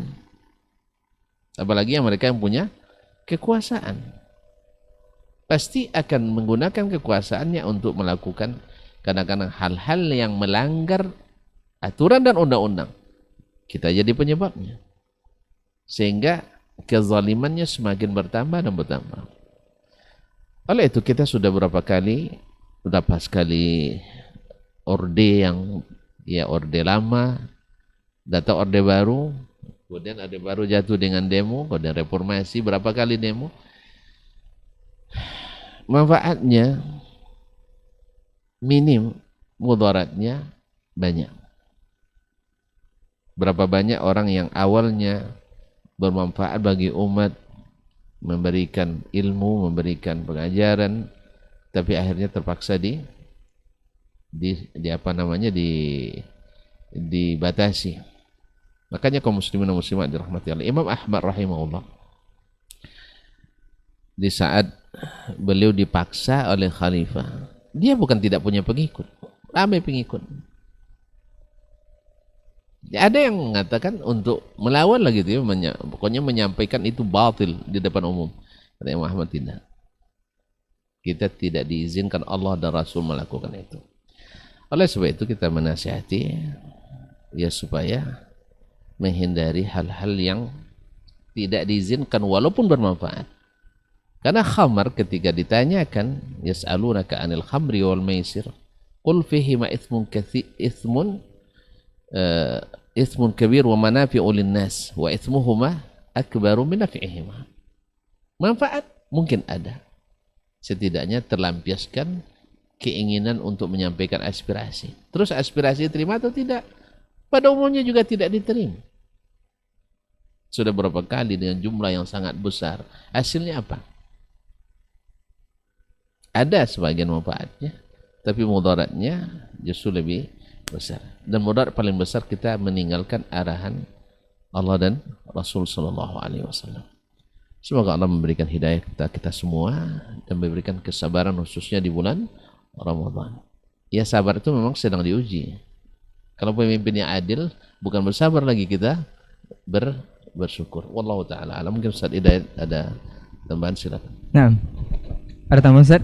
Baik, kita masuk ke pertanyaan terakhir sepertinya Ustaz untuk kesempatan hari ini. Assalamualaikum warahmatullahi wabarakatuh Ustaz. Ustaz, para ulama atau salaf terdahulu banyak meliburkan kajian, bahkan usahanya atau aktivitasnya di bulan suci Ramadan, demi berburu keberkahan setiap harinya di bulan suci Ramadan. Berbanding terbalik dengan keadaan kita sekarang, banyak para dai atau asatidz justru lebih banyak jadwal kajiannya demi bulan suci Ramadan. Ini seperti apa Ustaz? Naam, jazakallahu khairan. Bismillahirrahmanirrahim. Terima kasih atas pertanyaannya. Ya, seperti yang dilakukan oleh Imam Malik rahimahullah taala, beliau meliburkan kajian dan fokus ma'al Quran, ya, dia bersama Al-Quran saja, dan ini yang dilakukan oleh para salaf kita. Alhamdulillah, ini juga sebuah nikmat ya yang kita lihat pada mereka, dan mudah-mudahan juga bisa kita aplikasikan dalam kehidupan kita ini. Ya, adapun kondisi kita hari ini, ya, pertama secara keilmuan, ya, keilmuan ini Anda memandang butuh lebih untuk diingatkan, gitu. Lebih untuk diberikan peringatan-peringatan, nasihat-nasihat, bimbingan-bimbingan, sehingga terkadang dengan momen itu pula lah kita bisa menyentuh para asatidzah, juga memberikan ilmu dengan berbagai bidang dan berbagai macam bentuk manfaat yang bisa disampaikan. Ya, insya Allah kita berusaha ya untuk memaksimalkan waktu kita, dan termasuk anak sendiri dulu kajian itu sampai 5 itu, mulai dari subuh, duha, tausiyah zuhur, qabla al-iftar, sampai tarawih malam. Tapi alhamdulillah dengan kesadaran, ya, kemudian kita menginginkan bahwa kebaikan itu juga kita nikmati, maka alhamdulillah ya, kita sesuaikan dengan kondisi kita, dan kita diminta untuk beri nasihat, ya kita beri nasihat begitu kan. Tapi insya Allah kita berusaha untuk ya menguatkan diri dan menguatkan kaum muslimin jamaah di mana kita diminta untuk memberikan nasihat. Ala kulli hal, kita berusaha untuk mencontoh mereka, kehidupan mereka, ya, kesungguhan mereka dengan Al-Quran yang fokus, dengan berbagai ibadah fokus, dan kita berusaha pula insyaallah untuk itu. Itu tadi saya memandang bahwa umat ini perlu sangat dikuatkan, dibutuhkan untuk peringatan, nasihat-nasihat. Mudah-mudahan dengan nasihat-nasihat itu pun bisa ya, sampai di hati mereka, dan bisa menikmati agama ini dengan ibadah kepada Allah Subhanahu wa taala. Sekira itu. Nah, ada tambahan Ustaz? Fadhal Ustaz. Terima kasih. Ana tambahkan sedikit. Kenapa berbanding terbalik? Karena masyarakat kita di masa salaf dengan masyarakat di masa khalaf ini berbanding terbalik juga. Di masa itu mereka pada ke masjid setiap hari dan setiap waktu, ya, dan mereka selalu di majelis ilmu pada umumnya, ya. Tetapi di masa kita, coba lihat masjid di hari-hari biasa 1 saf, bahkan setengah saf. Kemudian di kajian-kajian hadir 1 saf, setengah saf. Kecuali tabligh akbar, dai kondang, itu mungkin. Itu kan kapan sekali 5 tahun, sekali setahun dan sebagainya. Hari-hari PHBI saja. Apakah itu cukup? Jadi menuntut ilmu, masyarakat kita pada asalnya tidak menuntut ilmu. Dan pada asalnya beragama bukan mengikuti ilmu, tapi menurut apa yang ditengok dari orang, tengok. Yang ditengok tak ulama atau tidak. Oleh sebab itu maka karena terbalik, kata keadaan terbalik, makanya kebijakan pun terbalik sekarang. Nah, dan ikhwani fillah wa akhwati fillah, mengajarkan ilmu itu bagian daripada amal, bagian daripada keberkahan Ramadan. Iya, karena di dalamnya ada Al-Quran, ada hadis Nabi alaihissalam, ada kebaikan-kebaikan. Kalau tidak di bulan Ramadan ini kapan mereka nuntut ilmu? Oh tidak, kami sudah nuntut ilmu kita. Berapa persen dari umat Islam yang rajin nuntut ilmu itu berapa persen? Tapi kebanyakan tidak. Dan kenapa pula antara Isya dan Tarawih? Sebab kalau tidak jemaah yang biasa mengaji, kalau dibuat setelah witir, insya Allah, yakni 9/10 hilang. Balik lagi seperti kajian biasa. Jangankan untuk ini, masjid yang sudah biasa juga. Orangnya udah biasa ngaji rutin. Tapi kalau dibuat salat tarawih juga banyak hilang. Nah, makanya pastinya memang antara Isya dan tarawih. Atau paling witirnya ditunda dulu. Sebelum witir dibuat kajian. Kalau setelah witir, nampaknya ya maklum lah. Pertama paling itu juga akan sampai ke Ustadz nanti katanya kan. Yang kedua, perut sudah lapar pula. Yang ketiga, mata udah ngantuk, memikirkan untuk bangun sahur nanti. Oleh sebab itu maka dan kenapa tiap malam? Karena namanya santapan juga tiap malam. Santapan jasmani tiap malam, maka rohani juga tiap malam. Wallahu ta'ala. Ya cocok namanya tiap malam. Wallahu ta'ala. Nah, baik Ustaz, jazakallah khairan untuk jawabannya. Mudah-mudahan ini bisa bermanfaat untuk antum semua. Ustaz, ada satu pertanyaan terakhir Ustaz. Ini baru masuk Ustaz. Boleh dijawab Ustaz? Nah, ini pertanyaan masih menyambung sebelum pertanyaan terakhir Ustaz. Pertanyaan terakhir menyambung pertanyaan sebelumnya. Katanya ini hadis ini jarang disampaikan Ustaz. Oleh hadis dari Rasulullah SAW. Artinya seperti ini Ustaz. Dengarkanlah, apakah kalian telah mendengar bahwa sepeninggalku akan ada para pemimpin, siapa yang masuk kepada mereka lalu membenarkan kedustaan mereka dan menyokong kezaliman mereka, maka dia bukan golonganku, aku juga bukan golongannya, dia juga tidak akan menemuiku di telaga. Ini hadis katanya riwayat Tirmidzi, Nasai dan Al-Hakim. Hadis ini juga saya akan membantah dakwah yang notabene dilabeli salafi yang melarang berdemo atau melawan kepada pemerintah. Ini seperti apa Ustaz? Nah,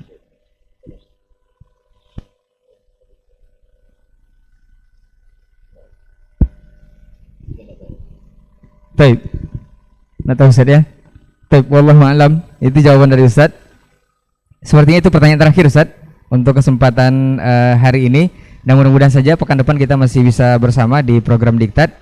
Dan jazakallah khairan Ustaz untuk keilmuan ataupun nasihatnya di kesempatan hari ini. Jazakumullah khairan juga untuk atom yang sudah bertanya di 08217490991911. Kita tutup dengan doa kafaratul majlis. Afwan untuk semua salah kata dan gila bicara. Subhanakallahumma wa bihamdika asyhadu an la ilaha illa anta astaghfiruka wa atubu ilaik. Wassalamualaikum warahmatullahi wabarakatuh.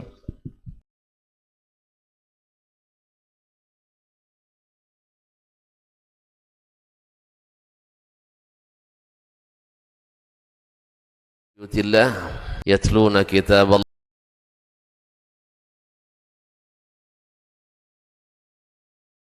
وغشيتهم الرحمة وحفت بهم الملائكة وذكرهم الله في من عنده.